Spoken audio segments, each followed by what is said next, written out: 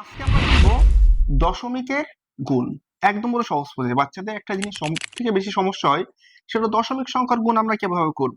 আজকে আমরা এই যে গুণের নিয়মটা যদি আমরা দেখতে পারি, দশমিকের গুণ করা একদম পুরো সহজ হয়ে যাবে।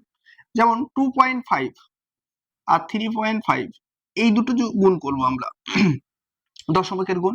তাহলে কিভাবে করি আমরা একটু দেখি। আমরা নর্মাল বেসিক নিয়মে গুণটা করব।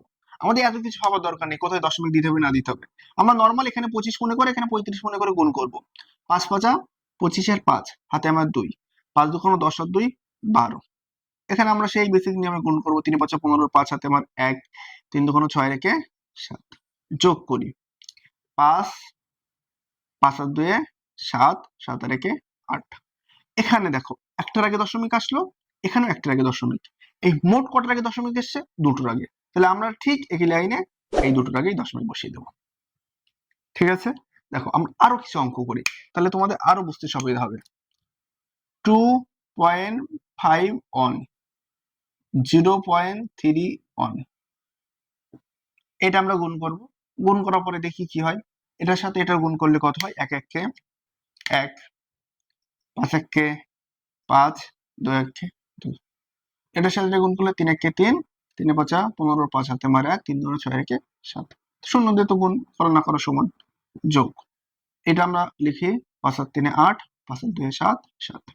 এখন দেখো এই লাইনে একটা দুটোর আগে দশমিক, এই লাইনে দুটোর আগে দশমিক, মোট 2 আর 2 চারটের আগে দশমিক। তাহলে আমাদের এখানে চারটের আগে দশমিক দিতে হবে। 1 2 3 4, এই চারটের আগে দশমিক দিয়ে।